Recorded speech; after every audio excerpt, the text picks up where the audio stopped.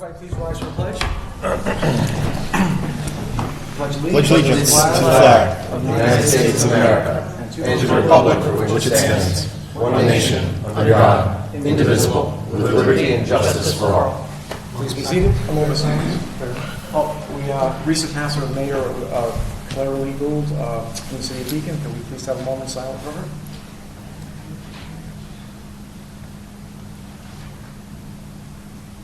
Thank you very much. Please be seated. Thank you, John. Yep. Councilmember Totino? Present. Supervisor Alper? Here. Councilmember Foreman? Here. Councilmember Rye? Here. Present the agenda as written. Presented as motion. Can I have a second? Second. All in favor? Aye. Next up, acceptance of minutes for November 6th and November 20th. I presented as a motion. Can I have a second? Second. Brian, all in favor? Aye. Next up is introduction of new employees. Who's a new employee here today? Okay, so let's get in a line and just say who you are and why you want the job and what you're going to bring to us. Hello. Hello, my name is Evan Bianco. I got the job because some of my friends work here, and just looking to help out, make money. What's the position you're getting? Scoreboard and basketball coach. Oh, thank you. Welcome. Thank you. Hi, my name is Devin Byrne. I applied for the position at Fishkill Rec as a after-school counselor. I saw the position because of an email that was sent out to my mom, and she forwarded it to me. And I thought it was really interesting. And I've been a part of Fishkill Rec's programs for a while, so I thought I'd give back and get on the flip side of things. And That's cool. help Very out. good. Where are you going to school? I go to school in Beacon High. Beacon High. And where are you going to school? John Jay. When are you graduating? This year, senior. This year? She's a senior. All right, good. Cool. Thanks. Thank you. Thank you. Hello, my name is Maddie Cleo. I'm a senior at John Jay. I'm excited for this job because I'm a future teacher and I enjoy watching kids grow. I'm looking forward to making an impact in their lives. Thank you. Thank you so much. Yes. All right. So we're gonna hire them. You don't have to wait for that. It's starting to rain and snow out there, so you can go if you want, if you'd like. Okay. Yeah. Thank you very much for coming, parents. You're We hired. appreciate it. Yes. Congratulations. Next up is privilege of the floor for general town items. So you can speak about anything regarding the town of Fishkill. Eddie, you go first. Mr. Reisman next.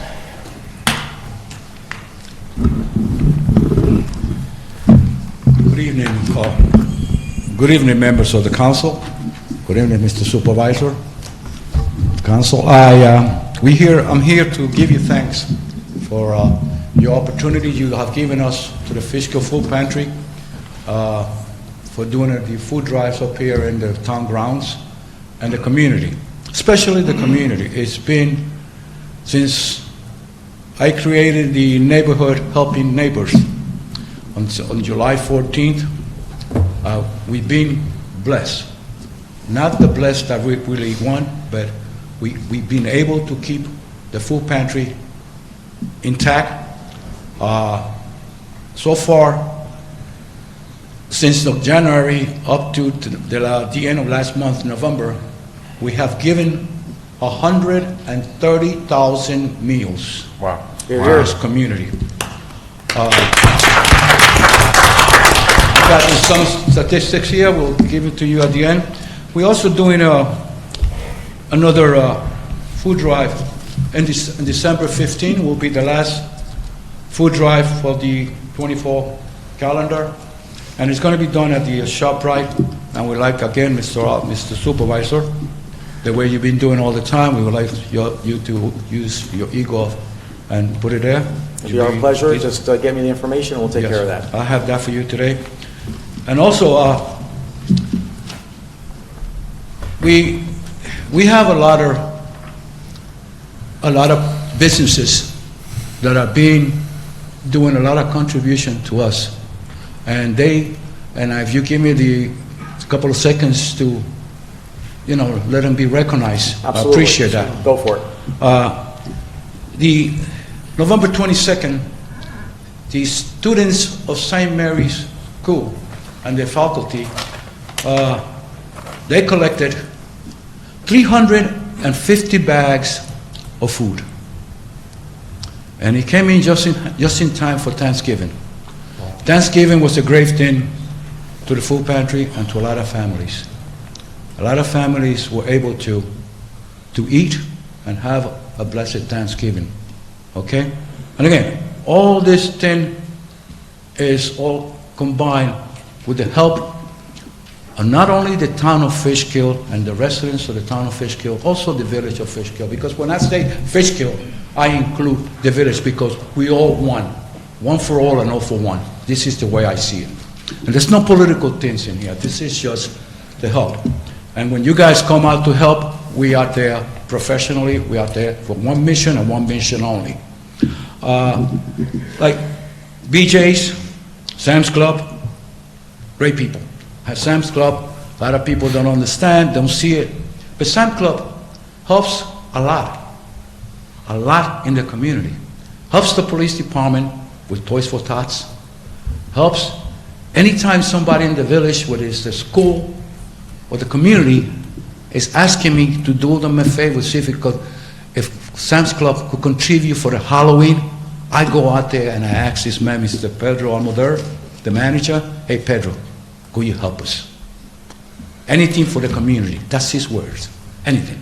So when you see me in pictures in Facebook or anything, taking a picture with this person here, this person here, please, please, please, disregard who I'm taking the picture with. I'm taking the picture because the community I'm helping. I don't care about politics. I'm not running for politician because that's your job. Okay? They do not make straitjackets my size. Okay? And you know, Mr. Albra, that's how many times, it's not me. This is not me. Also, Stop and Shop. The Catholic Charities, ACME. The greatest thank that I'm going to give is to the town of Fishkill Police Department, the Cadets Division.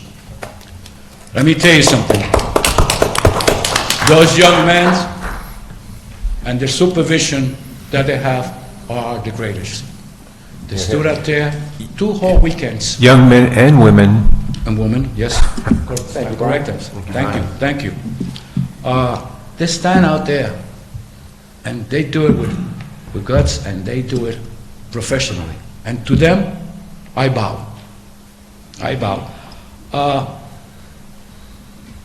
The community has done a lot. And what I see now, I seen a lot of teenagers, young kids, doing this, helping out the community. And we really thank them. And again, I thank the community, and I wish and I pray that the holidays are here and no one goes hungry. And if you people know anybody, including you guys, the council, that know any families that they need food, please don't let them go to bed without food. Just come up and say, hey, Ed, I got a family here. Okay? All these people that come to the food pantry, they say, oh, they just came from the bus. No. No. Every person there, they has to prove where they live and who they live with and who are the members of the family they live with. Every information is confidential. So that's on that. We have a food drive coming up December 15th. I have the flyer here. I'll give it to you. And I'd like to thank this person. And this person is the manager, Mr. Bayardo Villages of the ShopRite. This man, people don't know. People don't know how ShopRite helps out in the community. What all the programs that ShopRite has for the community. And everything, nobody bothers to ask. But if you're in the field that I am, community man and liaison out there, I know everything that goes on. Not everything, but there's some things that I like to know, some things that I'm not important to that. But ShopRite, the manager, and their staff are the most wonderful people there. You could go out there, and this day, December 15th, is going to be a food drive there. And I don't ask for these food drives. He demands them. I come in, he says, I want you to do this food drive. And I tell him, hey, Bernardo, he says, I don't have a rabbit on my hat. He said, no, you don't have a rabbit, you have a dinosaur, because you could do it. And that's as much for the food pantry. You also know that I am a Rotarian, okay? And a lot of people don't know. The town of Fishkill Rotary Club is doing a lot of stuff. We are doing a lot of stuff behind curtains. And this past Thanksgiving, the Rotary Club gave out 12 dinners to needy family. And when I say dinners, it's a dinner that combined with the turkey and all the works. Each dinner is $90. We sponsor that. We adopted 4 families for Christmas. These are families that, unfortunately, they're disabled. They can't afford to buy their children's gifts and stuff like that. So we adopted that. We also donated 75 coats to students at the Fishkill Elementary School. 75 brand new coats. This is something that we collect, that we, among ourselves, which a lot of people don't know. And sometimes we don't want them to know because people probably don't even care. But when you help the community and you help the students, it's a lot, We also have 120 coats available to those who need them. This is from the Rotary. And we're doing a shoe collection. And this, we collected so far 480 pairs of shoes. So these shoes are being sent. We collect them and we give it to this company. Our goal is 2,500. Eddie, is that the Rotary that collects? Yeah. Wow. So our goal is 2,500. We got to the end of December. We give what we can. So these shoes, a company comes and takes them, and they put a price on whatever they get out of it, they'll give it to the Rotary. And they send these shoes to a third world country where children have no shoes, or family have no shoes. So they're able to help.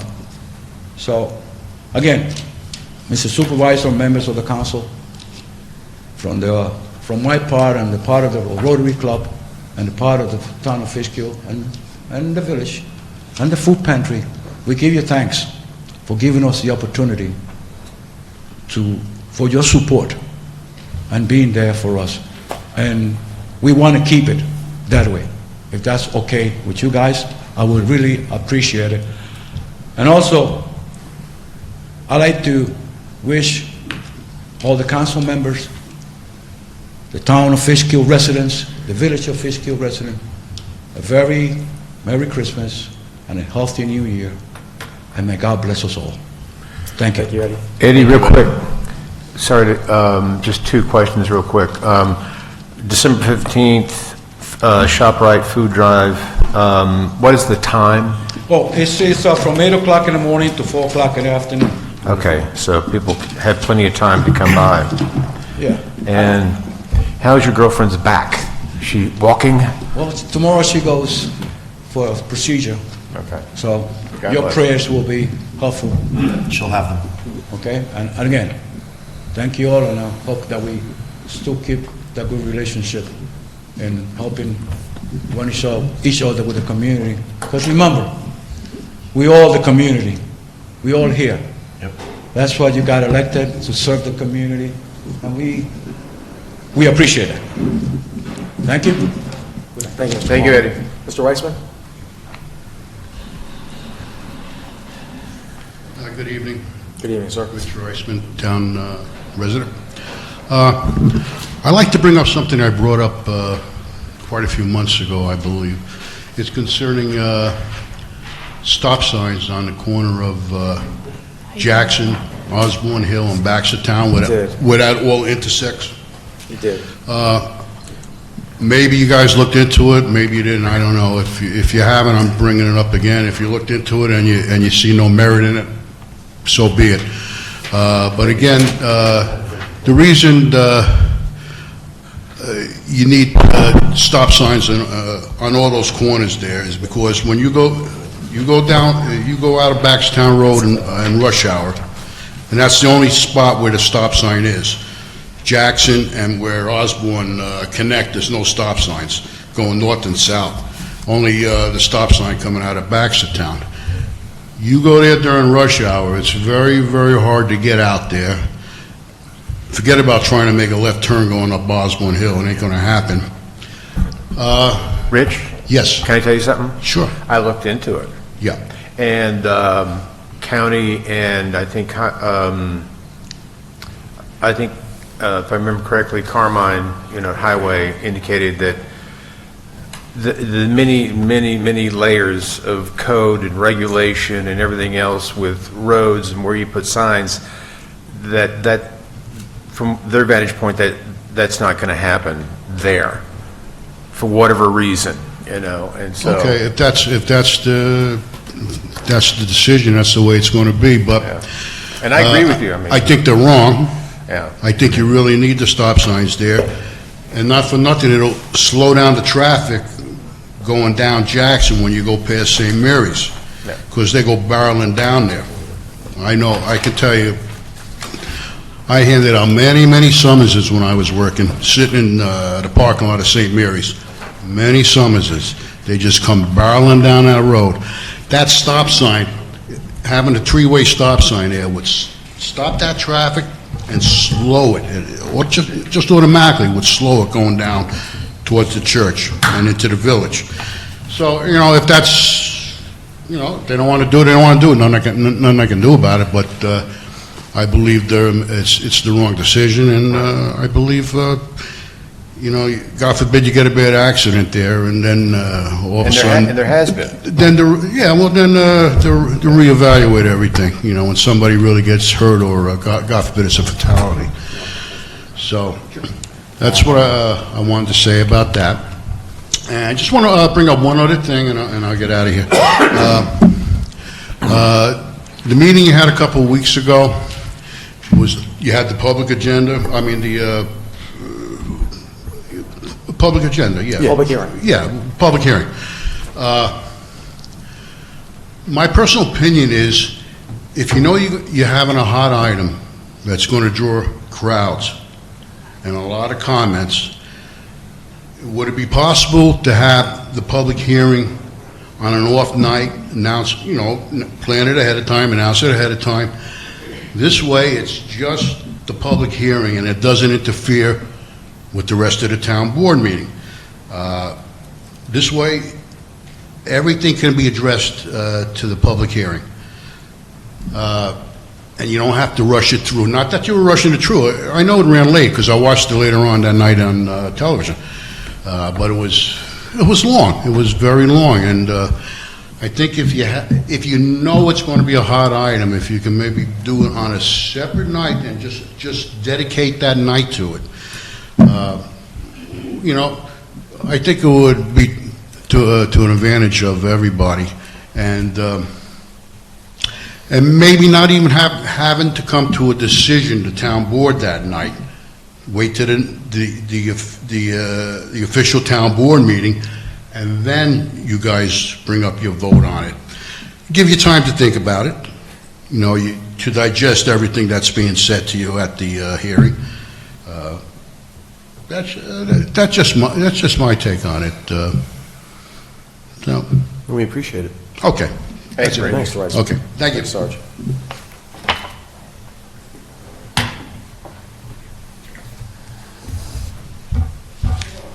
Good evening. I have a couple of comments to make. One is, as the president of Stray Help, I just wanted to share, again, because the town has now entering into the third year, unanimously voted to continue the spay-neuter certificate program. So we had another successful spay-neuter clinic where 77 cats had surgery and other additional services. 7 Fishkill residents in that one day took advantage of the certificate program, and we were able to secure another clinic in the month of December. So we are anticipating another at least 75 cats then. So the Stray Help team, the clinic not only serves residents, but it also brings business into Fishkill, both the town and the village. And I just wanted to share an example. We had a couple from Manhattan come up. They traveled up on the train. They stayed at one of the hotels overnight. They toured during the day while their cat was being served. So this is not an unusual occurrence. What was that, Supervisor? Did you have a question, or your eyes kind of hit the ceiling? So it is pretty impressive that a not-for-profit organization is doing all of these wonderful things in the community. I also, as a leader in Keep Fishkill Beautiful, wanted to bring it to the public's attention that there will be a public hearing held by Dutchess County Industrial Development Agency at the Fishkill Village Hall on Tuesday, December 10th at 9:30 regarding consideration for Jackson Crossing LLC, who seek a mortgage tax exemption, a sales tax exemption, and a payment in lieu of taxes for their project of a multifamily housing facility consisting of 56 residential units over 7 buildings at the corner of Jackson and Main Street. And I just want to read a portion of their application. The project description: Jackson Crossing LLC is proposing to construct a commercial residential redevelopment project on a vacant lot in the village of Fishkill. The project will consist of 56 market-rate rental units spread among 7 3-story buildings. The proposed date for commencement of acquisition or construction is the first quarter of 2025. The construction is not expected to be complete until the fall of 2026. The total project cost is $25 million plus. The company incentives and why they are looking to the Dutchess County for these pilot program and tax exemptions is the amount of sales tax benefits is $837,981. The amount of mortgage recording tax exemption is $145,185. The estimated real property tax exemption with the pilot program is over $1.2 million. So the anticipated pilot tax revenue, as it's stated down at the bottom, and you'll find this all on the Keep Fishkill Beautiful Facebook page and website, the anticipated pilot tax revenue is $1.7 million plus. So, it begs the question, who pays those taxes? I mean, they don't just go away. So, does that get dispersed among all of Dutchess County? Does that go to the town of Fishkill, the village of Fishkill, et cetera? So there's more details that need to come out, and we'll be sharing those on our Facebook page as well as our website for those of you who can't access our Facebook page. We also want to thank residents who have been researching details and sharing with us to then share with the public. For more information, our website is keepfishkillbeautiful.com. Also, to go back to the Stray Help, I know many residents in Fishkill take care of community cats who are living outside all year long. And I invite you to visit our Facebook page, Stray Help, or our website, strayhelp.org, and we can help you manage caretaking community cats outside by sheltering, feeding protocols, etc. So I have just one other thing that I wanted to mention. And I say it here because I didn't hear back from the entire board, and I think that it is certainly worthy of hearing back from everyone. So I'm just going to recap in case somebody didn't see my email. I'm following up, this is in regards to the Zoning Board of Appeals and my reappointment or lack thereof this week with my two peers that are on the agenda. I'm following up on my email from yesterday as I have not gotten a response, but then Supervisor did send me a quick response that he's pushing it off until the next meeting. More information has come to my attention. Chairman Davis sent an inquiry to both Johnny Kahn and Tim Tyrell, two other Zoning Board of Appeal members, on November 22nd, asking if they were interested in continuing on the ZBA. I did not get that courtesy. Instead, when I sent this board a statement of interest once I had seen the agenda, I expressed an interest to continue as a member of the ZBA. Chairman Davis then sent me an email indicating the onus is on me to express my interest to him. And if he chooses, he will pass my name along. It is the board who is voting tonight on reappointments, not the chairman. I asked of you, what is the policy or the procedure of the town of Fishkill for board appointments and reappointments? And that was not answered.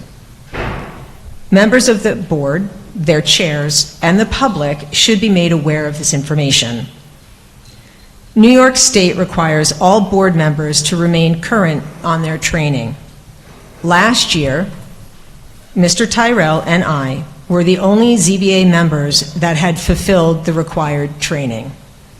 No other members, including the other members being reappointed, and even the chair himself, had the required number of hours of training, conceivably putting the town in a position to be questioned on any ZBA decisions. Yet my name was the one left off the list for reappointment, and I'm not sure where the ball was dropped on that last year, but I have a good idea where the ball was dropped this year. It wasn't until I voiced my upset last year that I was added, and again, pushed off to another meeting. What kind of message are you sending to the public, particularly women or individuals that are not associated with any political party, who wish to be active in their community by volunteering with the town? Don't roll your eyes at me, Supervisor. I'm very good to women, Miss LaGoy. I have Are three you daughters, now? three sisters. I know all Okay. about it. If you That come here and doesn't- try that to really pop doesn't mean much. Some women I discrimination. will thing, repeat this. You are wrong. You are wrong. I will repeat this. Repeat it as many times as you want, and I'll say I that you have are fulfilled my wrong, that training because you're a woman, requirements. that we didn't put you on the I agenda. attend the meetings, You are wrong. prepared, You should and I apologize. participate. Ms. LaGoy, you should Intelligently. apologize to the board of the town of Fishkill. You made a false accusation against this board that we didn't put you on the agenda because you're a woman. You are wrong. I'm not That is done a yet, lie. Supervisor, and I'm going to start I'm over telling you- I'm until telling you start let me over. finish. You are wrong. What kind of message are you sending to the public, particularly women or individuals wrong. that are not associated with any political party who wish to be active in their community by volunteering with the town? I will repeat this.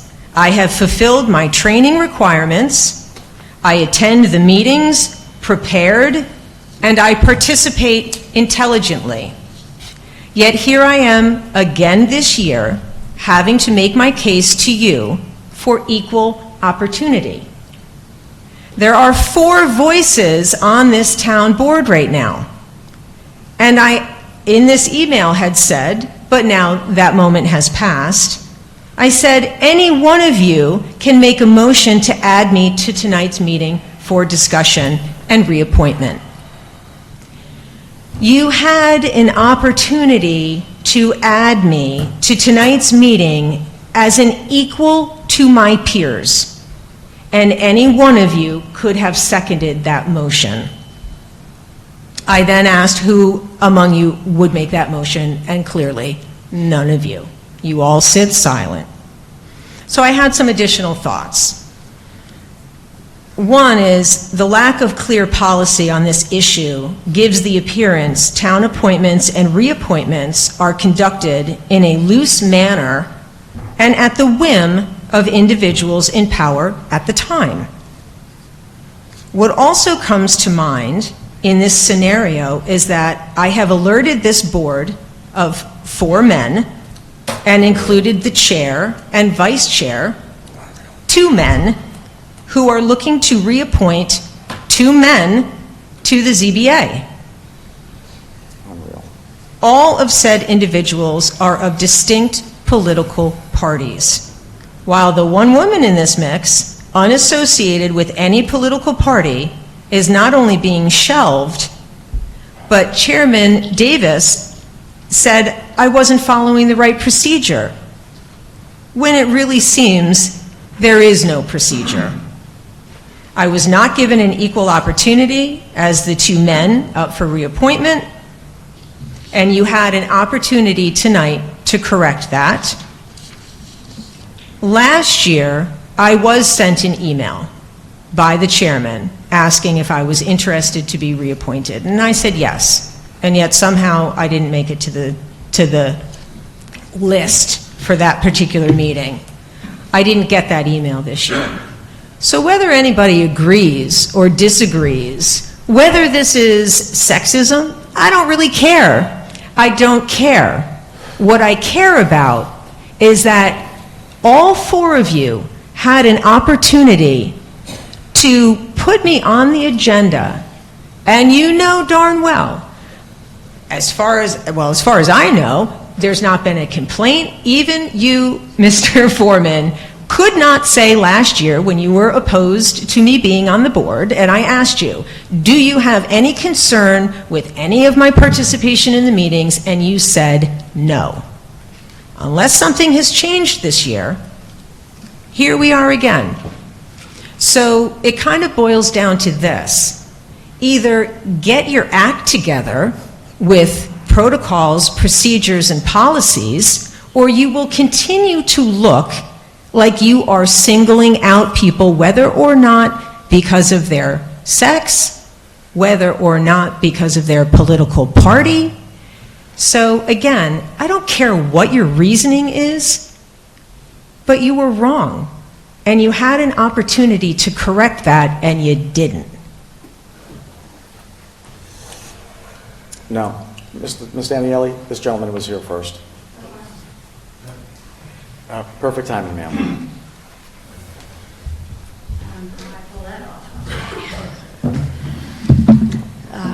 Good evening. I'm sorry I'm late. You're not.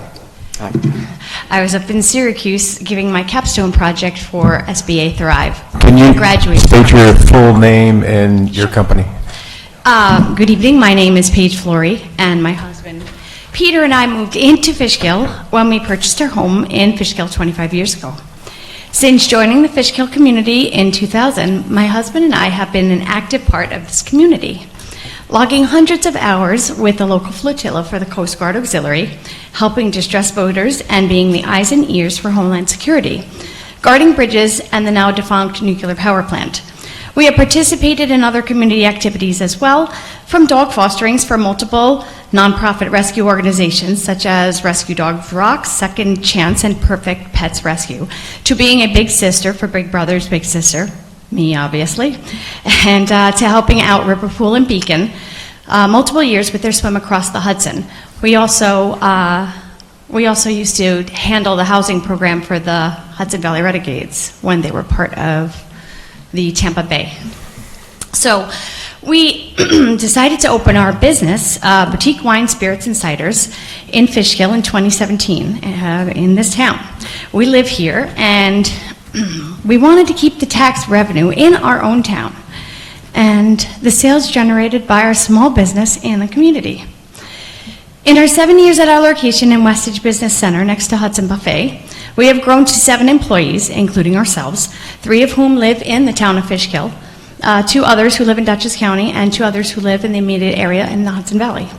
Our store is quite unique. We're the only liquor store that we know of in New York State that has a tap system dedicated to hard cider, punctuated by a floor-to-ceiling sculpted apple tree, complete with a working tap in the trunk, and 12 other taps for sampling and growler fills.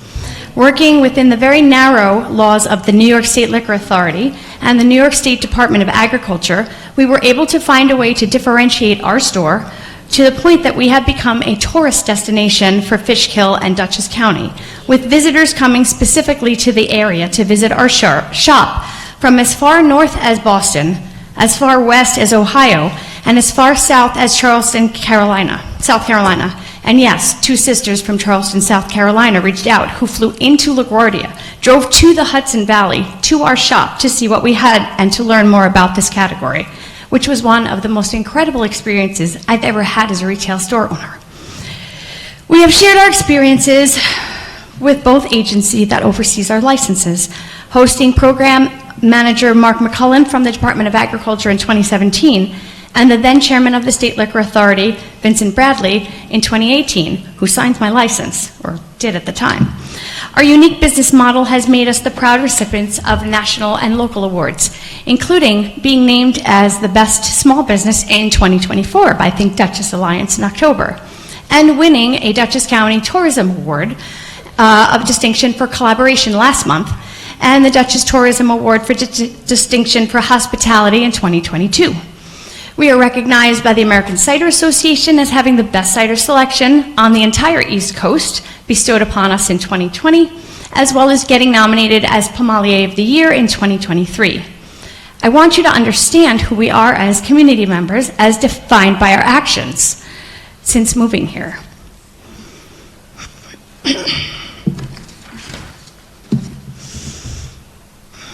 Plus, great involvement with Shakespeare Festival. Yes. We do a lot of stuff, but I didn't want to, That's all right. bore you. But You're anyway. You're not boring me. The point is, and I'm sorry I'm upset, we are community-minded people, and we have been since we've moved here. No.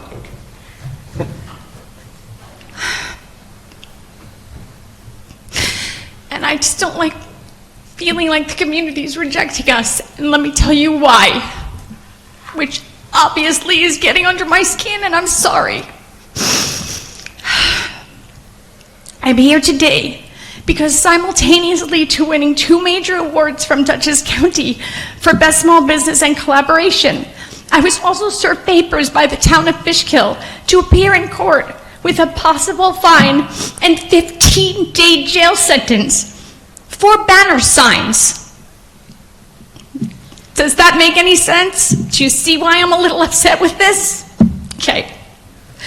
As someone who has never had any issues with either of the overseeing licensing agencies, it is quite out of character for us to be called to court, particularly for an infraction within our local community.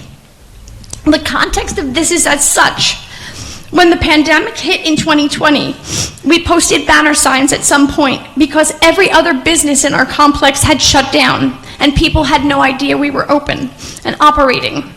We continued that way until the building department informed us that there was a complaint, and we were asked to take the signs down, which we did so immediately.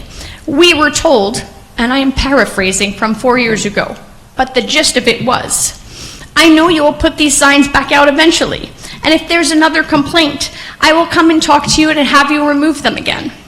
So based on what we were told by the building department, we waited until earlier this year and put out a new set of signs.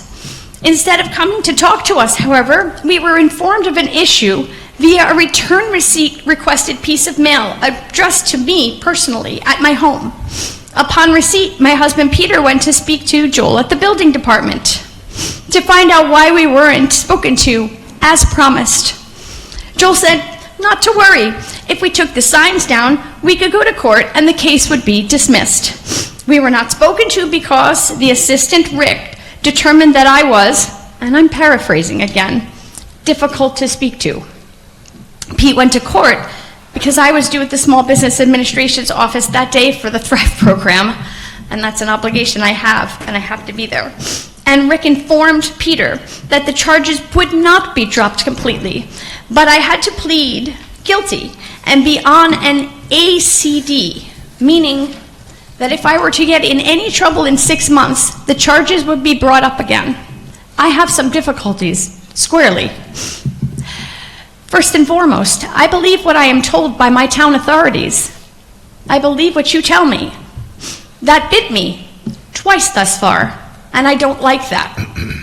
We care about our community, and if this was an issue, we would not have done this.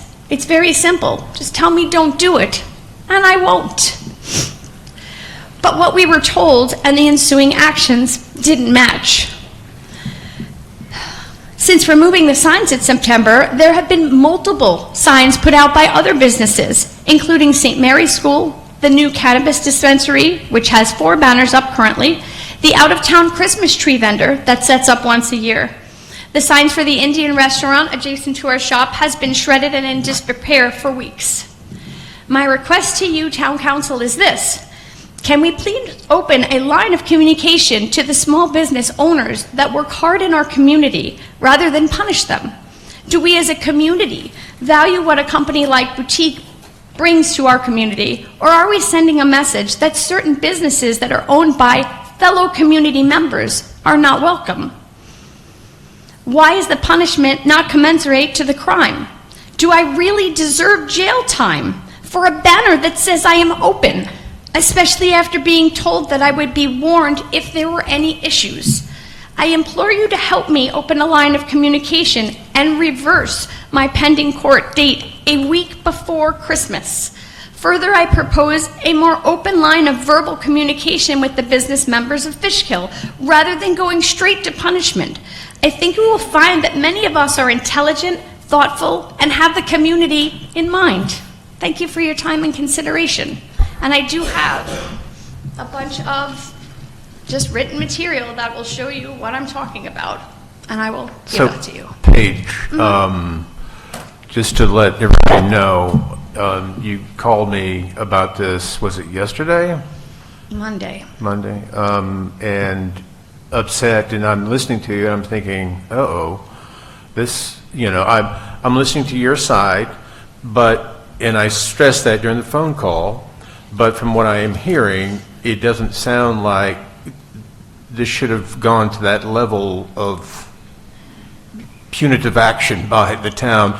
And from what I'm certainly hearing tonight, and I hope the board shares with me in this, it just feels like it's a little too much, and I hope that we can take some action to just get this dismissed and off the books, and then do what you have said, which is open that line of communication. But as you're saying also, there are plenty of other shops in the area that have banners up, but so what's going on here? It really is a mystery. So, And this is probably one of your busiest times too, on top of that. the 6 weeks before the end of the year is squarely my busiest time.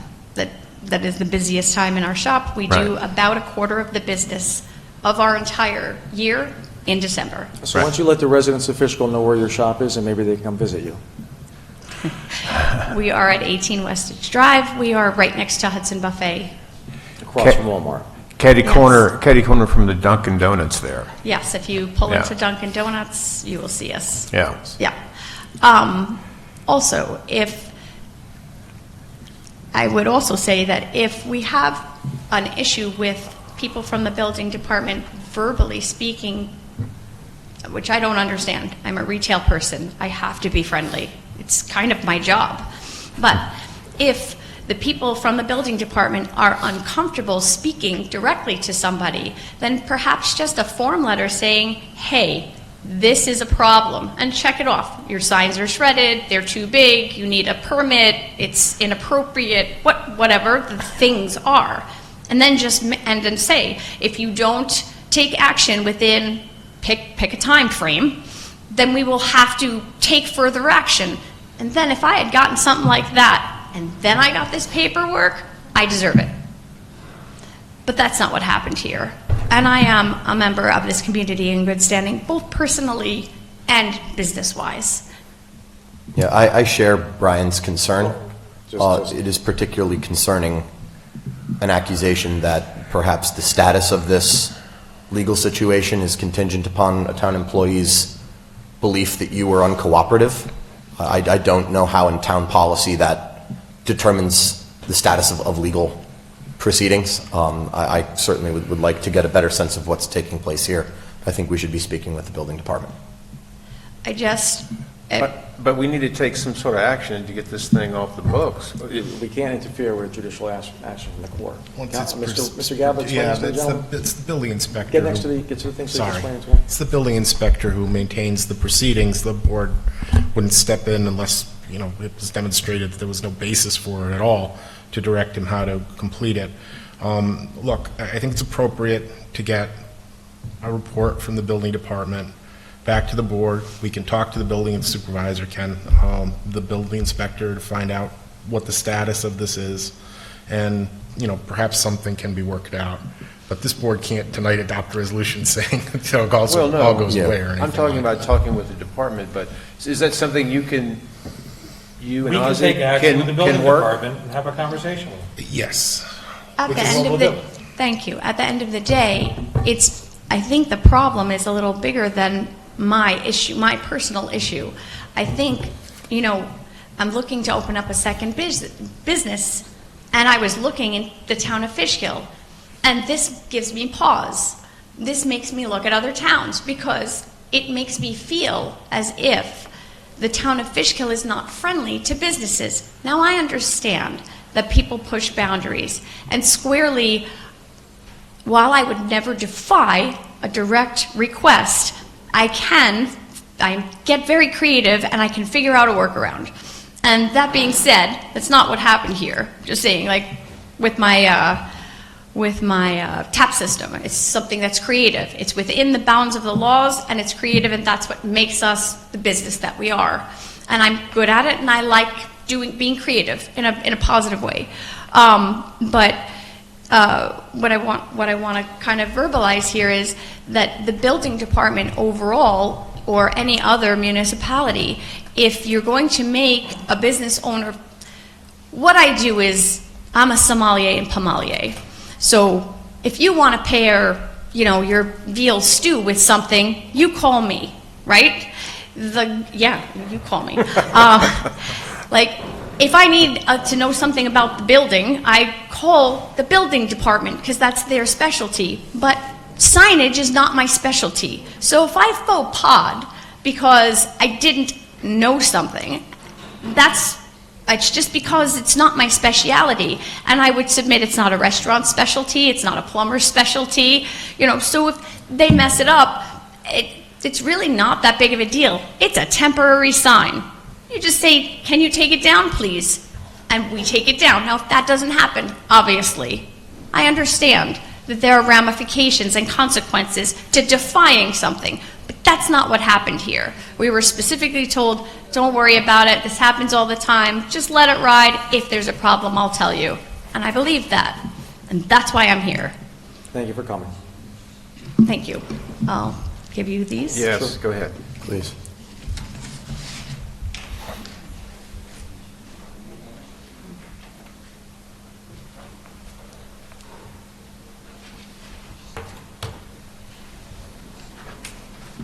Thank you, sir.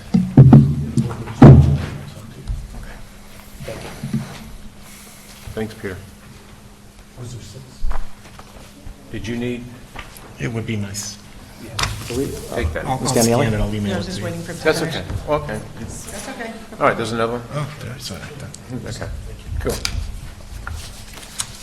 Louise Daniele, legal resident of over 30 years. I would just ask that I not be interrupted because I may be saying some of the same things that Ann said, and I just want to get through it all. This agenda fails to be transparent in the following ways. The first discussion of the status of the update of the PBA contract doesn't even have the PBA contract attached for review. I believe part of the reason the two council members failed to vote it through had to do with the prior chief not liking the way the schedule would be created. The chief who failed to tell them that he was looking for a new chief job, and then resigned on his own and moved on to a new chief job. So why haven't they said yes yet? If I remember correctly, they didn't think the labor attorney weighed in. So why haven't you talked to her since then? Money was not set aside in the budget to pay back pay and will end up costing the taxpayers money because Councilmember Rye and Foreman continue to not say yes to it. Discussion number 2, it says it was brought up by Councilmember Foreman. It has no documentation attached to it about congestion pricing, where if it's in New York City, it's too late to discuss, and our town has no standing in it. Talking about your opinion on it means nothing, and no one would want congestion pricing wherever it would be. Unless you plan on running for state assembly next, please don't. This should not be a town-level discussion, and we should focus on town issues. Items 5, 6, and 7 are regarding appointments to the Assessment Board and the Zoning Board of Appeals. When I first came on the town board in 2020, myself and the supervisor were proud to appoint new people to the planning board and the zoning boards. I even asked Bob Malversa to join after the first meeting. I didn't join the planning board after the first meeting. I didn't even know him, but I heard him speak about wanting to get back involved with his community because he believed things were changing for the better. I met Tim Tyrell when I knocked on doors asking for his vote. I could tell by the few minutes that I spoke with him that he would be a great zoning board member, a non-political person who wanted to do the right thing for our town. We agreed to disagree on some topics, but that's okay because that's what we need to do. Diversity of thought and opinion. I even brought the supervisor back to his door to meet him, and thankfully he agreed to be on the Zoning Board of Appeals. When the chair position became available, I tried my best to convince him to take the position, but he declined. I hope in the future he becomes our chair because he, in my opinion, is more qualified, intelligent, and impartial than our current zoning board chairman, who is a political pick, the former Fishkill GOP leader, Mr. Ron Davis. Mr. Davis is the first reason Ann Lagoy is not on the agenda tonight for reappointment. It is my belief that Mr. Davis is part of the good old boy thought process, who in my opinion think only Republicans and people who agree with him should be on the board. He didn't even have the decency to ask Ann Lagoy if she wanted to be reappointed. Was it because she didn't keep up with her required training? No, she's up to date. Was it because she fails to attend required meetings? No, she attends them. Was it because she doesn't ask complete, concise questions in an intelligent manner? No, she always does that. She even has been complimented by presenters for asking good questions. So this leads me to wonder if she wasn't asked because she is a woman, or perhaps because she is not a Republican. Or is it personal, and perhaps Mr. Davis just doesn't like her? Perhaps he wants an open seat to offer to a future Republican town board candidate, as was done in the past for exposure before running. I would ask the town board to ask Mr. Davis those questions because the fact that he intentionally did not ask a qualified resident who has been doing everything she needed to do on the ZBA if she wanted to renew her alternate position, but reached out to another alternate, leads me to the conclusion that Mr. Davis should not be the Zoning Board of Appeals chairman.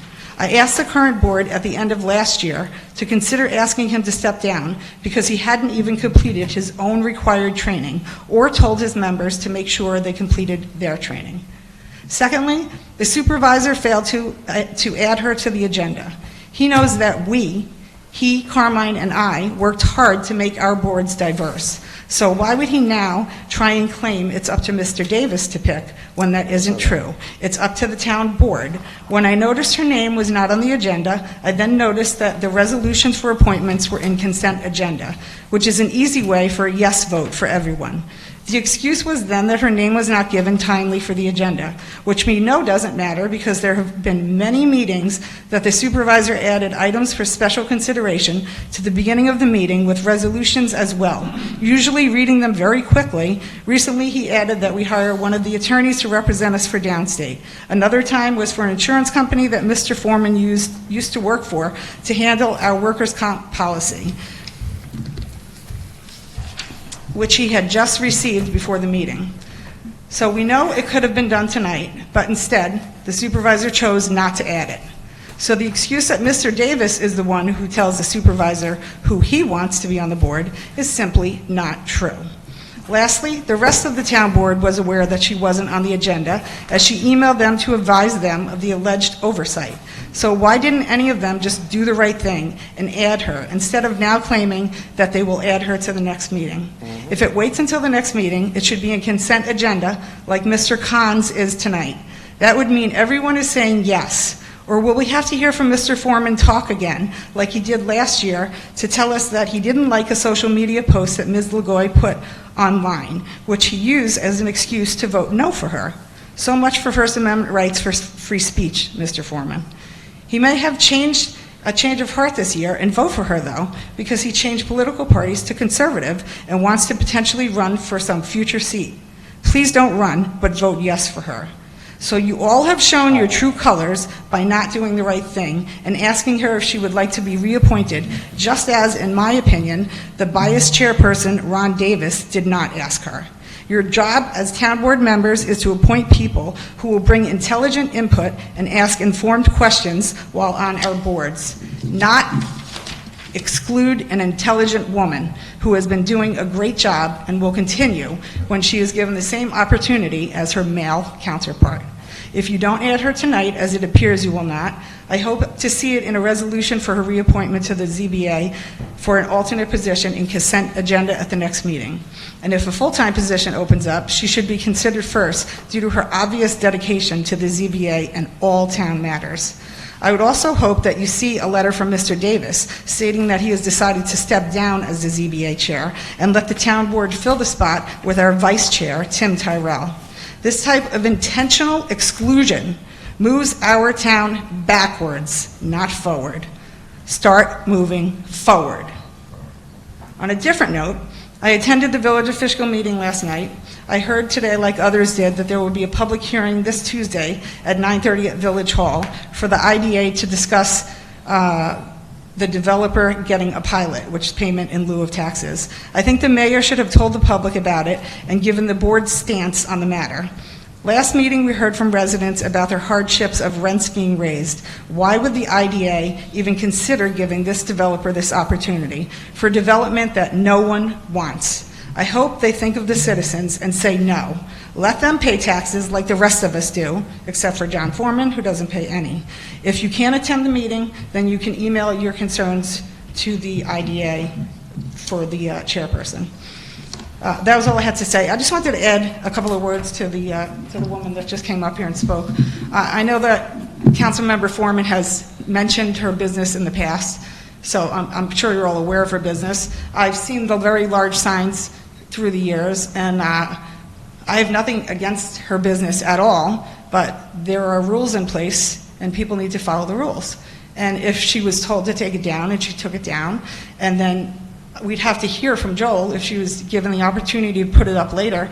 If it was me, I would have called Joel first before I put it back up. So I don't really think that the way that you're all just ready to just wash it away is something to do, because it appears to be a little bit of privilege from what I'm hearing here. So that's what I think. We have rules for a reason, and everybody needs to follow them, but I ask everybody to go to her business and buy anything that she's selling, because we do support local businesses, and we also support people following the law. Thank you. All right. Next up will be liaison member reports. We'll start with Councilman Foreman. What, you got something to say, Kenya? I think Kenya's coming up. All right.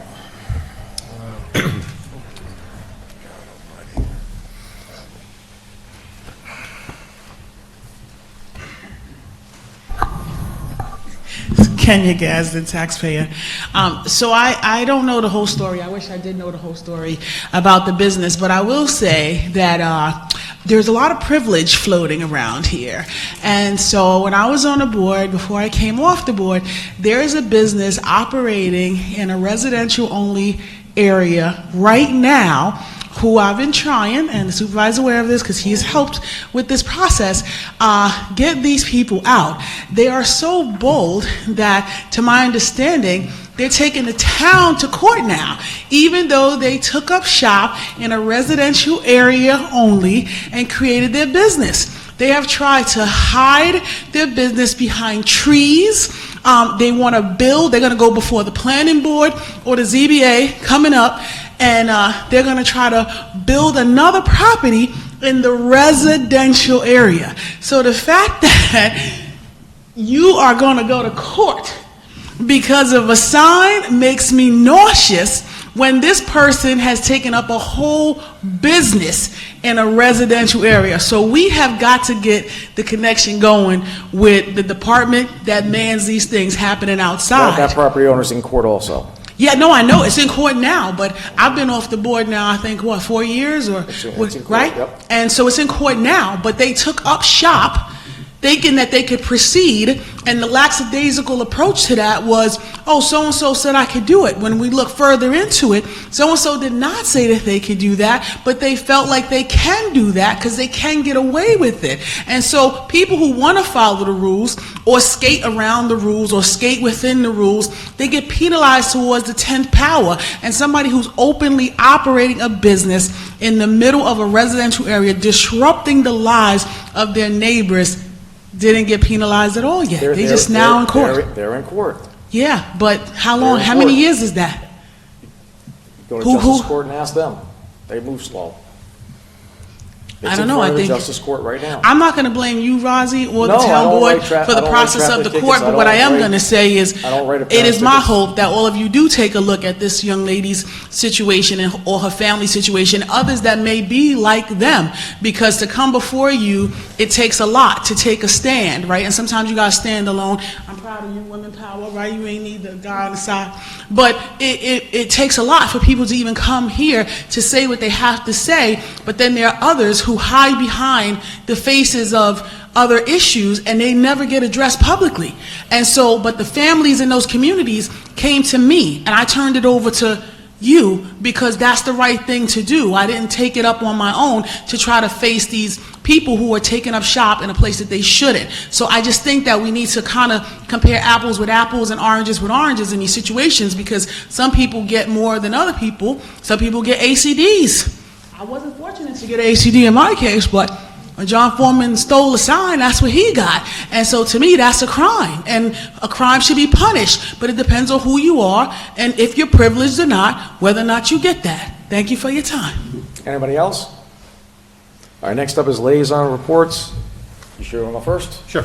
Okay, John. Hope everybody had a happy Thanksgiving.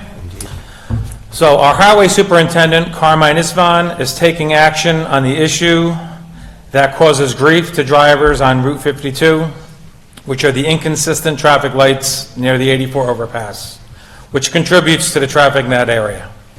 He's scheduled a meeting this Saturday morning, inviting elected officials from the town board, village board, and will include our state representatives. I understand Carmine has spoken with our town attorney regarding the open meeting laws, and I would like Mr. Gabbett to address this so we can avoid any violations. Sure, just very briefly. What the open meetings law says is that transaction of board business must be done in open session at a duly noticed meeting. Transaction of board business doesn't necessarily mean having a quorum of the board together, as long as the quorum of the board is not transacting board business. So, for example, if all four, and when Jacqueline is seated, all five of you wanted to go and attend a school board meeting, you could attend a school board meeting. You would not be, even if you sat together, transacting town board business. So too here, you have the highway superintendent looking into the issue of the lights on a state road, Route 52. You are all free to attend that. However, in terms of participating and interacting at that meeting, you must be careful not to undertake any debate, discussion, or actions which would pertain to action by the town as a municipal entity in regard to those lights. So you can attend, you can listen, you can ask questions, heck, you can even venture opinions if that's what you want to do, but you must not, and in coordination, undertake any debate or actions for the town. Can you take questions? Yes, you take individually, yes, but you can't confer together and say, Gotcha. This is the town board's position. You could say, I as supervisor or I as councilman feel this, that, the other thing, or even as a private individual if you're so inclined. But you must avoid transacting town business, town board business at this meeting. Thank you. That's all I have. So just real briefly, real briefly, yes, we voted down the PBA contract when it came up, very reluctantly, but it was due to a memo coming to us from the labor attorney, Julie Shaw. Now, Julie Shaw has been participating with Highway Superintendent Carmine Itzvan in their negotiations with the union to unionize employees of the Highway Department. We were asked, John and I were asked to come over there and get a briefing from Julie Shaw, the attorney, and Carmine on the status, and we did, and it was very, very good. And and we understood, because she was participating, that there was equal give and take, and everyone feels both sides feel very, very happy with this contract. Now, when it came to the PBA and the fact that Julie was not invited to participate, she did write an email with major concerns, and someone with fiduciary responsibility, and not having gone through PBA contract negotiations ever in my life, I needed to adhere to her advice. So we did have what I thought was an agreement at one time here, without going into detail, that the original copies of those documents were going to be sent to Julie so she could tweak it, send it back, and then hopefully that would be negotiated, and it could have been done months ago. I had a conversation recently with the PBA president, Officer Nesbitt, on this topic, and he never heard anything about that, and I just reassured him that we certainly want the contract to be approved. I'm disappointed that that never occurred, that linkage wasn't made, and because we could have resolved this months ago. So, understanding that it's probably going to come up in the new year, and I'm sure it'll go through. I just wish that we had that kind of equal participation. That's my comment. Councilman Totino? I just want to reiterate my hopes that everyone had a happy and healthy Thanksgiving. I'm going to reserve my comments for later. Okay. So just want to address the appointment of the zoning board people. We have a agenda that we publish, and there were 2 people on it. The other person was not on it, was not brought to my attention. That person, all those terms expire December 31st. All 3 of them. So 2 are on the agenda for tonight. The lady that spoke will be on the agenda on the 18th. They're all active zoning board members to December 31st, and come January 1st, they're all going to be on the zoning board. I don't see what the big problem is, but I don't want to go in further into that. Could I make a comment? Real quick? Absolutely. So I did, the comment was made that there was no response from any emails, but I did respond to one. I don't keep up with who's being appointed or reappointed or who's doing what. I see an email, hey, how come I'm on the agenda? I see another internal email saying, oh, she's going to be on the 18th. I forwarded that information to Ms. Lagoy and thought, well, that's good. It's going to be on the 18th, so no problem. But so I share the same thing. I did respond. It wasn't so noted, and I certainly know that I know Ms. Lagoy is very attentive to detail, and she's been great and going to be great. So she'll be reappointed. Like I said, there is going to be no break of service at all. Just want to talk about... Supervisor, would it be appropriate at this time to ask that that item be placed in the consent agenda for the 18th? No. You have to make a motion. I don't know if you're going to get a second. Well, I would like to make that motion.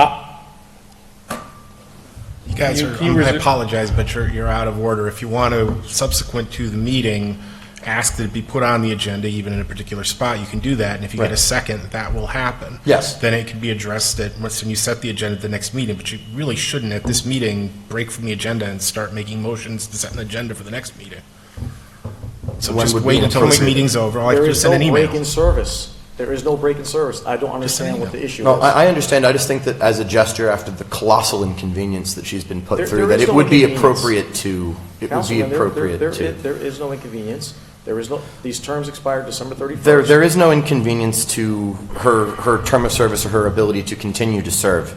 But I am very concerned by the statement that was made that certain individuals who were due for reappointment were sought out by the chair, and Ms. Lagoy was not.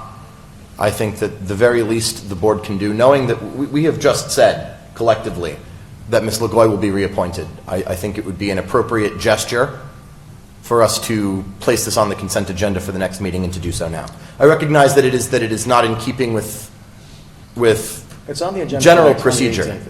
It's already parked for the 18th. It's there already. It's done. It's already in the agenda. For the 18th, yes. Okay. It's already, would you like to come see my computer? I'll show you. It's on the No, computer for the if 18th. it's already on the agenda for the 18th, then I'm It's already on the satisfied, because computer. I'd just You know like what? to know, I'd like it to The be- zoning chairman, Mr. Ron Davis, is here. Hello, Mr. Chairman. No, I'm going to let him speak. Good evening, folks. I'm Ron Davis, and yes, I'm that horrible chairman of the ZBA. Just speak up a little, Ron. We can't hear you. I'm that horrible chairman of the ZBA board. you know. I wanted to point out, there's a couple of things that were mistakenly said earlier. All the people on the ZBA board got their education at 23, and they got your education at 24. Now, Ms. Loy may not have been privy to that information, but that's the facts, you know. We also have two other females on the zoning board, Kathy and Isabel. Yes. You know, I don't know what her concern And is. they're active, full appointees, right? Kathy's full, yeah. And yes, both of them, yes, yeah. Before I get too far into this, I wanted to recognize the efforts of Eddie Colon. You know, he does some awesome work, and the food pantry wouldn't be what it is without his efforts. And it, you know, a lot of that goes unrecognized, and I'd like to recognize that tonight. I also like to point out that, you know, us on the ZBA board, we focus on the applications in front of us. We don't get caught up on those political nonsense. You know, these applications, some of them are very complex, some of them are pretty ugly, but I appreciate everybody's, you know, input. We all discuss these things, and let me tell you something. Every one of the people on the zoning board put the effort into it, every one of them, you know, bar none. And that's important, because here again, that is something that goes unrecognized. They put in a lot of their own personal time into every application, and I appreciate that. I appreciate what they bring to the board, what they bring to the table. I appreciate, you know, we all come from different backgrounds, but I appreciate what they bring in, how they look at things. Now, my concern about Ann specifically, and I mentioned this last year, was her activism. She's very passionate about, you know, the Jackson Street thing, and I get it. I get it, you know.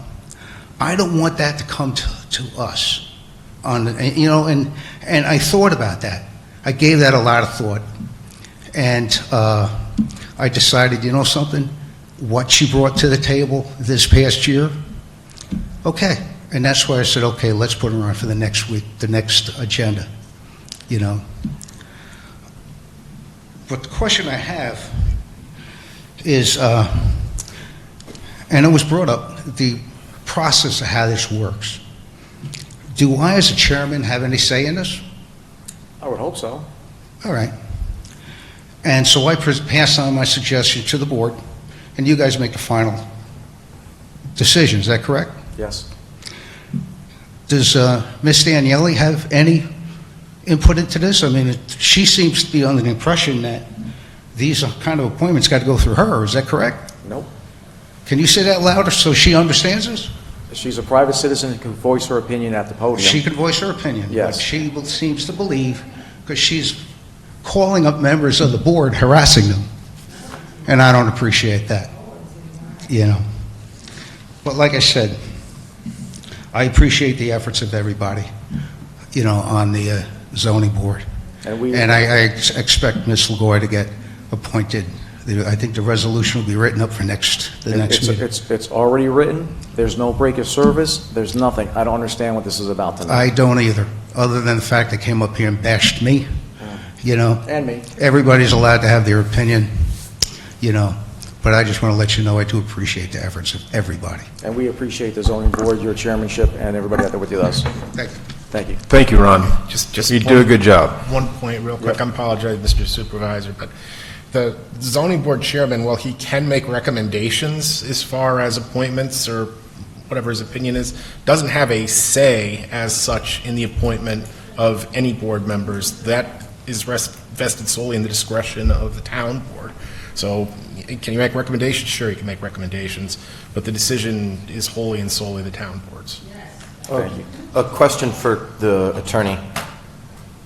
Is consideration of an individual's private statements made as an individual grounds for disqualification from service on a town municipal board for appointment, or would that be discrimination under the First Amendment?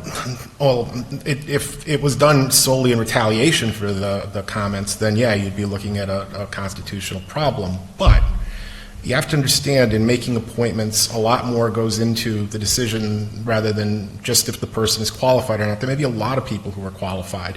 You have to look and see if the person is biased. You have to look if the person is opinionated. You have to look at how the person gets along with others if they're going to be working on a board.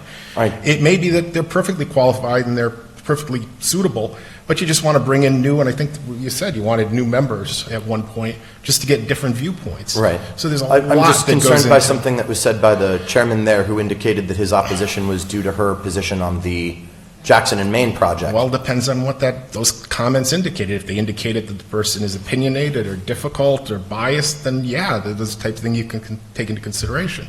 If it was just, I was in favor of that project and they were against it, so I don't want to see them appointed, that's a problem. Okay. Appreciate it. Can I finish my supervisor comments? Again, ladies and gentlemen watching, there is no break-in services for these 3 zoning board positions. Absolutely none. They all 3 expire December 31st, and they'll all be back January 1st. A half hour was wasted on not much. Can I ask a procedural question? Sure. To the town attorney? If we're going to appoint Ann at the 18th, can we possibly amend the agenda and add Ann to discussion and the resolution? Yeah, I mean, yes, you already why did wait? the agenda, but if you wanted to make a motion, you could make a motion and add that. I'll second. You don't have, I'll second. Let's you just... can do that. Yeah. Let's just end it now. All right, so you need me to make a motion? I think there was a motion and a second to amend the agenda to add the appointment of Ann LaGoy as an alternate for what years? For the year of 2025, beginning January 1st and expiring December 31st. If that's what the board wishes to do, you could do that if you got a majority of the votes.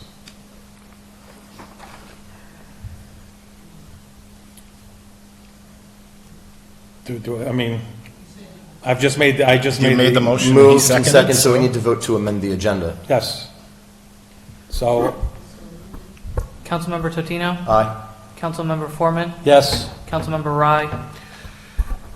Yes. Supervisor Albrook? Yes. And that would be under special consideration. This is... Items of special consideration is what it would fall under. It would? We're amending an item that's already on the agenda for this evening. It's consent item 1. So we'd just be adopting the consent agenda as amended. Oh, so you want to add it to the consent agenda? I Yes. apologize. You're absolutely right. You can do that. Okay. Cooper, I can send you the updated language for that. Okay. Just to, what to add in. Thank you.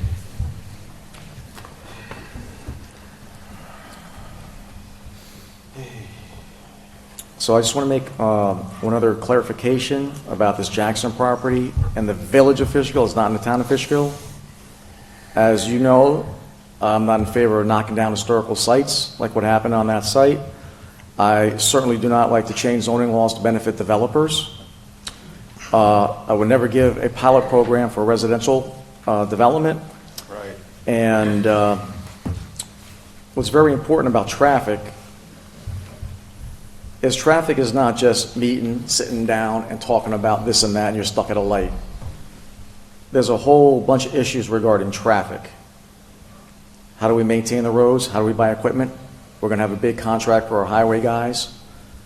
So when you change the law and allow more homes per acre to be built, there's a significant cost of not just sitting in traffic. We have to buy these highway trucks. We just got our first of 6 that we ordered is $350,000. The first one's coming in. We have to hire more police officers to handle traffic and accidents. That's a cost. We have to pave more roads. So the issue of traffic begins with the town supervisor and the town board enforcing the zoning laws and not changing them to allow the developers to make more money while you're sitting in traffic, like what's going to happen in the village of Fishkill. So I know we're having this meeting. I'll be attending. As will I. And on the 18th, I'm going to explain to I'm going to make a presentation to the residents of Fishkill about traffic at the next town board meeting to explain exactly what's going on. And it's not just the Route 52, 84 diner area with that light. It's 9D, it's the Hudson Fjord Trail, it's Route 9. And just think about this. The town board earlier this year voted against combining water districts. The Route 9 corridor doesn't have any water capacity. And if you gave the developer water capacity, they could put thousands of homes down the Route 9 corridor. That's not going to happen. So it's That's not what that was about, though. Listen, traffic, you see. The water thing was about consolidation of services in an office right here to reduce cost in the office. It was nothing about, on something that Is this was. supervisor comments or is it? I know, but that was a everybody. wrong statement. No, it's right, because for years I've attended town board meetings, and I would ask these questions about what's going on here and there, and the previous boards would say, it's not before the town board. So we have no interest in it. I have an interest in what's going to happen in Fishkill next year, 5 years, 10 years down the road. I'm not going to move. I passed term limits. I'm still going to stick around. I want to make sure when I leave here, whether it's 3 years or 6 years from now, that I know what's happening with traffic in the future. I have a vision for future, and I want to prevent any unnecessary traffic. So there are things that we can do to be proactive to prevent this stuff from happening, getting worse. And like I said, on the next town board meeting, I'm going to delineate what we've done in the last 5 years, the massive amount of spending that we've done in the highway department. I'm just going to go off the top of my head, at least $8-9 million in upgrades. We built a new salt shed. We built a gas station. We built a highway garage. These trucks, like I said, are $350,000 each. We've done a lot of investment. So it's not just sitting at a traffic light. It's the cause and effect of how this stuff happens. And it's going to be a pleasure to get into these details. Can I just say I endorse your efforts, and I look forward to working with you. What's funny is people forget what happened and what's happening now, and act like for 50 years this town was developer friendly and did what they wanted, and traffic kept getting worse, and we kept hiring cops, hiring more highway guys, and they forget that.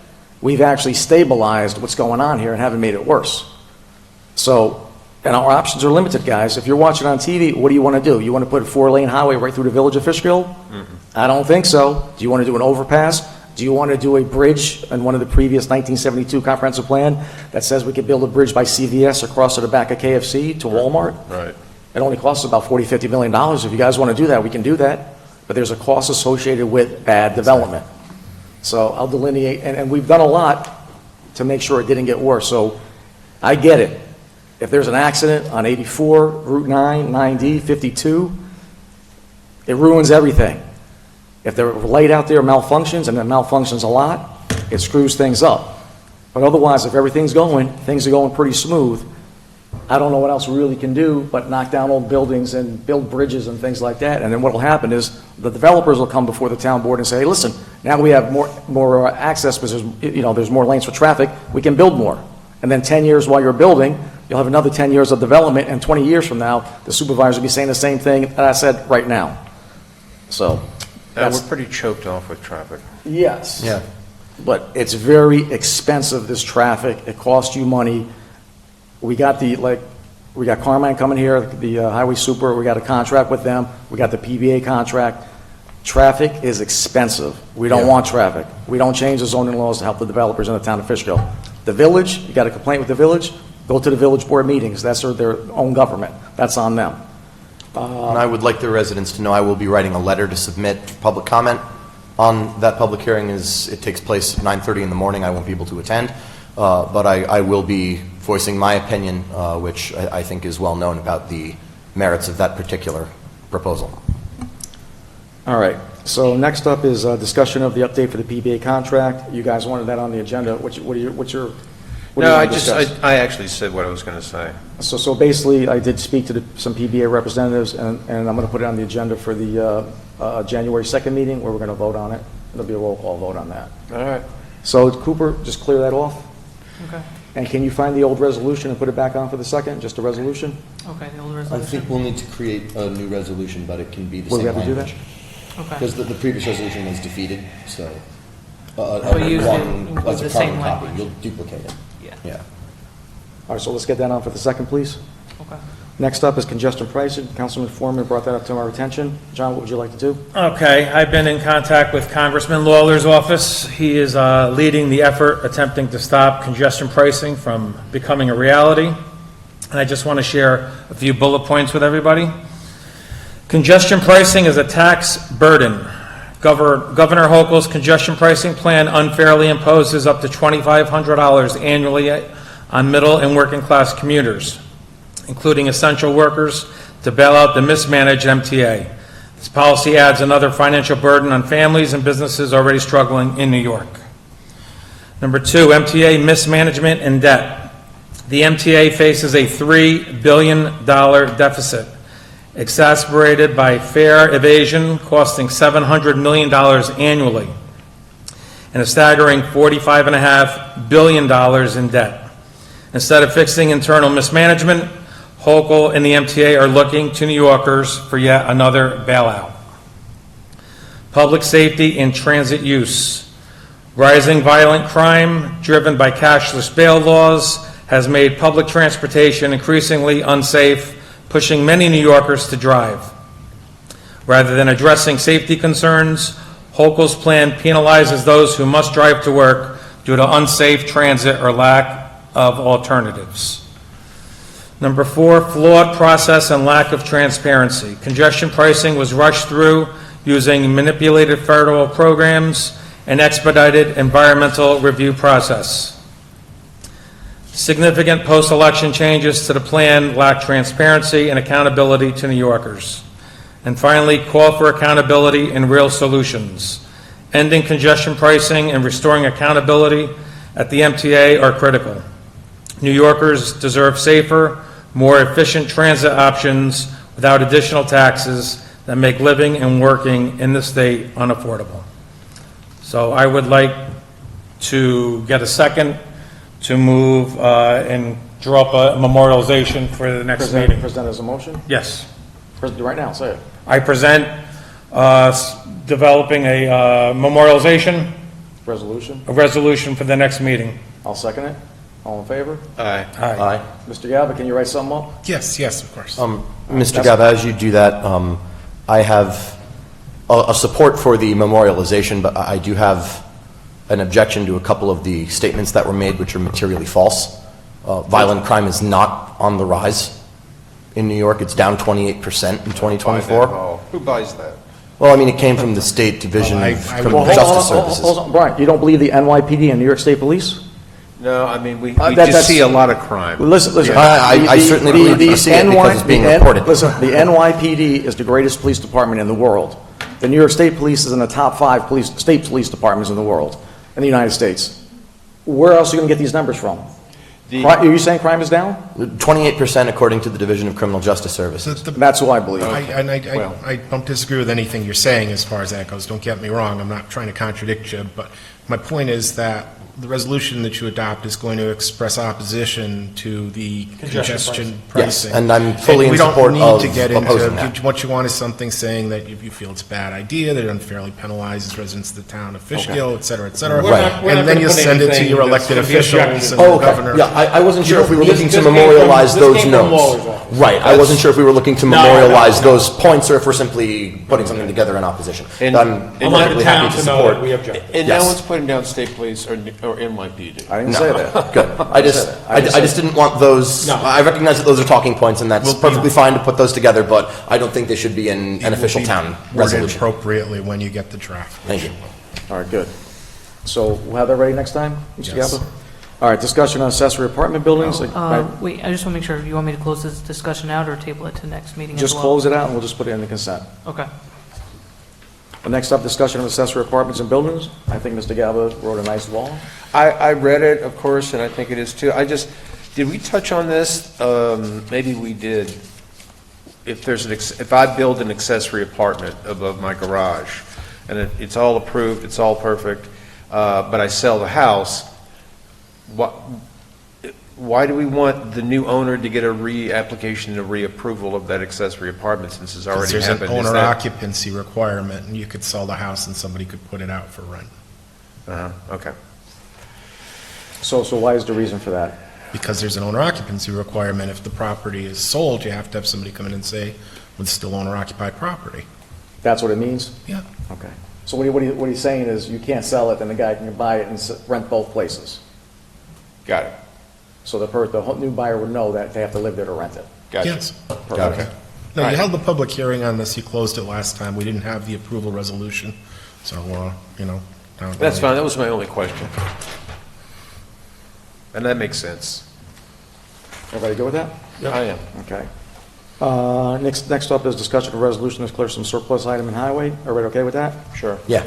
Next up, discussion to appoint Mr. Frank Garnett to the assessment board review. Everybody okay with that? Sure. Yes. Next up is discussion of Mr. Terrell. Everybody okay with that? Yeah. Yes.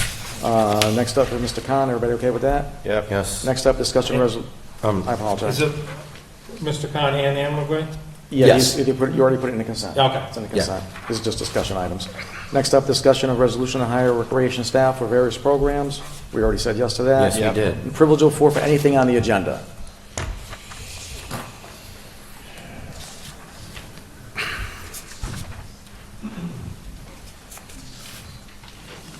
Louise Daniele, 30-year resident legally.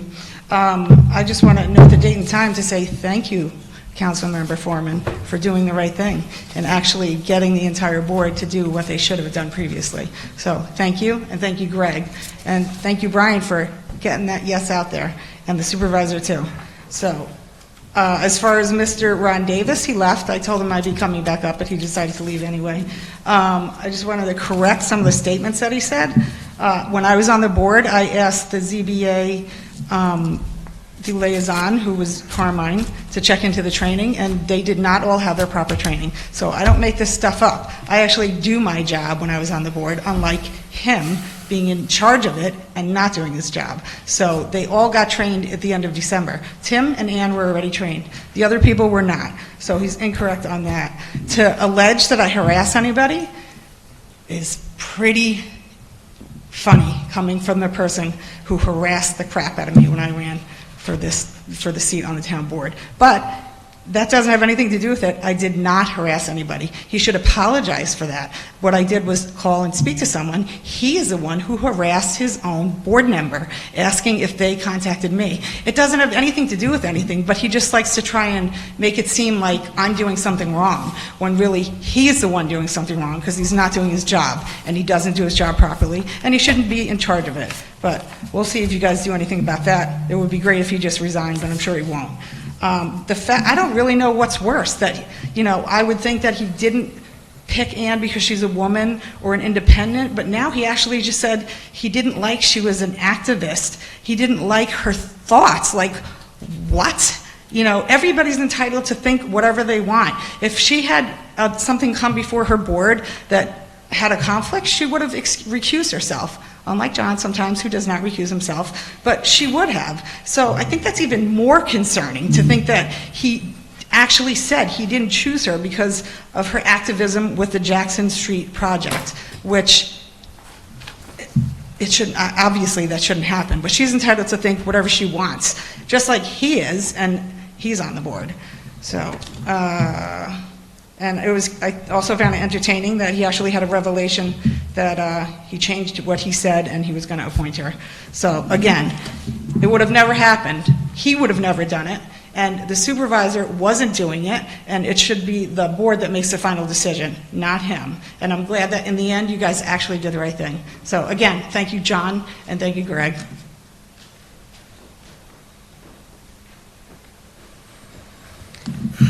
Well, who would have thought I'd be so controversial? I also want to thank Councilman Foreman, Councilman Tatino. Thank you very much for getting this straightened out.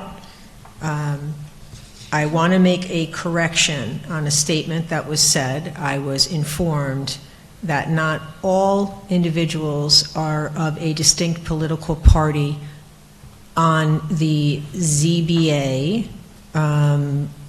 On this board, wait a minute here. I'm going to read the sentence again, and then I'm going to make a correction. So, 2 men who are looking to reappoint 2 men to the ZBA, all of said individuals are of distinct political parties. So I have been informed that not all of said individuals are of distinct political parties. So I wanted to go on the record to say that I am corrected on that. I do stand by my other statements.